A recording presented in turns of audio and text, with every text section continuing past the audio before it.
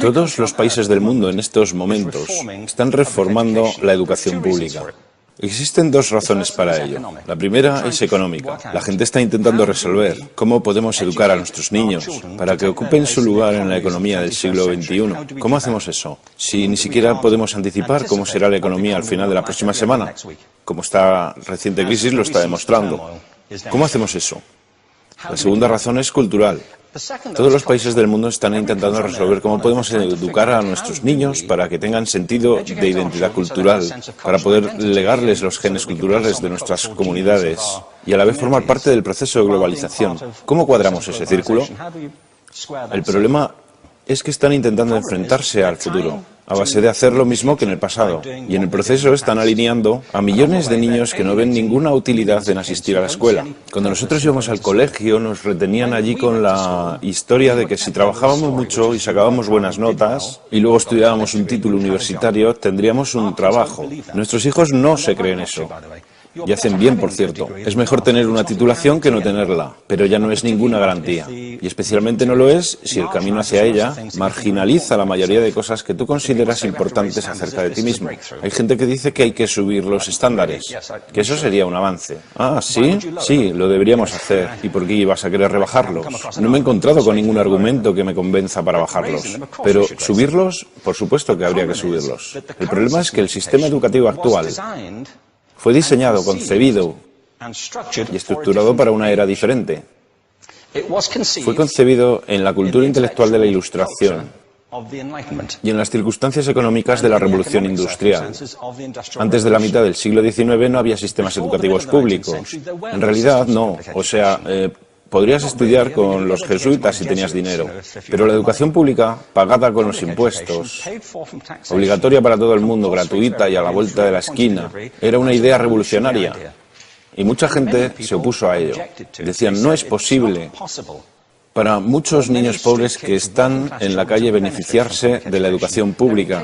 Son incapaces de leer y escribir. ¿Por qué perder tiempo con esto? Y también se asienta sobre una serie de suposiciones sobre la estructura social y la capacidad de las personas. Fue dirigido por el imperativo económico de aquel momento, pero a lo largo de todo ello se infiltró el modelo intelectual de la mente, el cual era esencialmente la idea que la Ilustración tenía sobre la inteligencia. La auténtica inteligencia consistía en cierta capacidad para el razonamiento deductivo y un conocimiento amplio de la cultura clásica. Se podría resumir en capacidad académica. Y esta idea está fuertemente enraizada en la reserva genética de la educación pública. El creer que hay dos tipos de personas, académicas y no académicas, y la consecuencia de eso es que mucha gente brillante se creen que no lo son porque han sido evaluados siguiendo este concepto de mente. Así que tenemos dos pilares gemelos, el económico y el intelectual. Y desde mi punto de vista, este modelo ha causado caos en la vida de mucha gente. Ha habido gente que se ha beneficiado maravillosamente de él,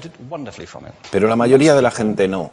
En lugar de beneficiarse, sufren de esto. Una epidemia moderna, mal ubicada y también ficticia. Esta es la plaga del síndrome de déficit de atención e hiperactividad, TDAH. Este es un mapa de la incidencia del TDAH en Estados Unidos. El mapa de prescripciones médicas para el TDAH.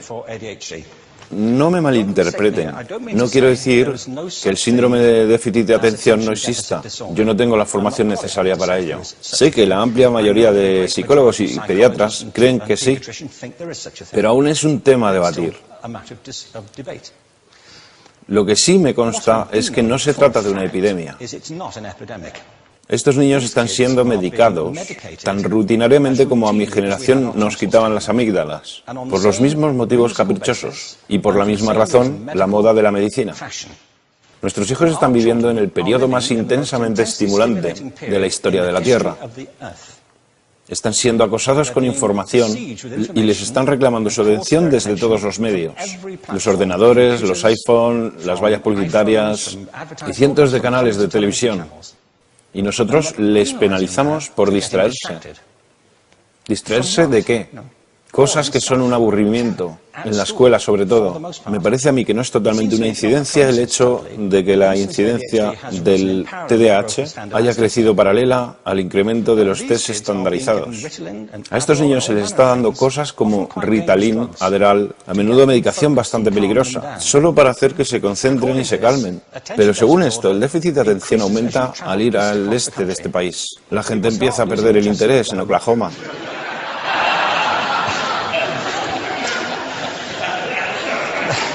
Ya casi no pueden pensar en Arkansas. Y para cuando llegan a Washington, lo han perdido completamente. Y hay distintas razones para ello. Es una epidemia ficticia. Si lo piensas, las artes, y no quiero decir que sea exclusivo de las artes, creo que también es cierto para las ciencias y para las matemáticas, pero permítanme hablar en particular de las artes, porque ellas son las víctimas de esta mentalidad en especial. Las artes tratan especialmente la idea de experiencia estética. Una experiencia estética es una en la que tus sentidos están funcionando a su máxima capacidad. Cuando te hallas presente en el momento actual, cuando vibras con la emoción de lo que estás experimentando, cuando estás plenamente vivo. Y la anestética es cuando cierras tus sentidos y te atontas ante lo que está sucediendo. Y muchos de estos medicamentos hacen eso. Estamos haciendo pasar a nuestros hijos por el sistema educativo a base de anestesiarlos. Y yo creo que deberíamos estar haciendo exactamente lo contrario. No deberíamos adormilarlos, sino despertarlos para que vean lo que sucede en su interior. Pero el modelo que tenemos es este. Yo creo que tenemos un sistema educativo modelado del interés de la industria a su imagen y semejanza. Les daré un par de ejemplos. Las escuelas aún están organizadas como si fueran fábricas. Tienen timbres que suenan, instalaciones separadas, están especializadas por asignaturas. Aún educamos a los niños por lotes. Les hacemos pasar por el sistema según su grupo de edad. ¿Por qué hacemos eso? ¿Por qué suponemos que lo más importante que los niños tienen en común es su edad? Parece como si lo más importante de ellos fuese su fecha de fabricación, ¿no? Bueno, yo conozco niños que son mucho mejores que otros niños de su edad en distintas disciplinas, o en diferentes momentos del día, o que son mejores en grupos pequeños, o en grupos grandes, o que simplemente trabajan mejor solos. Si te interesa el modelo de aprendizaje, no puedes empezar con esta mentalidad de cadena de montaje. Se trata esencialmente de una conformidad. Cuando ves el incremento de los exámenes estandarizados y de los currículos estandarizados, todo se basa en la estandarización. Yo creo que tenemos que ir justamente en la dirección opuesta. Esto es lo que quiero decir cuando hablo de cambiar el paradigma. Hay un estudio estupendo que se ha hecho recientemente acerca del pensamiento divergente. El pensamiento divergente no es lo mismo que la creatividad. Yo defino la creatividad como el proceso de tener ideas originales que tengan valor. Pensamiento divergente no es sinónimo de creatividad, pero es un componente esencial de la misma. Es la capacidad de ver montones de respuestas posibles a una cuestión.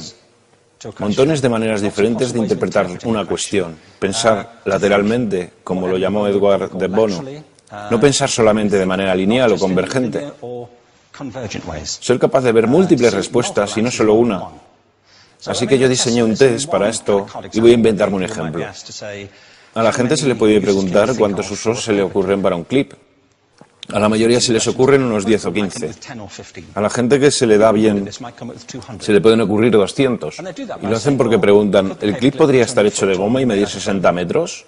¿Tiene que ser un clip tal como lo conocemos? Bueno, pues diseñé el test y lo probé con 1.500 personas. En un libro titulado Más allá del punto de ruptura, y en el protocolo del test, si superabas una puntuación determinada, se te consideraba un genio del pensamiento divergente. Así que quiero preguntarles, ¿qué porcentaje de la gente que hizo el test puntuó como genio en pensamiento divergente? Y debo decir una cosa más acerca de ellos. Eran niños de jardín de infancia. Así que, ¿qué opináis? ¿Qué porcentaje de genios?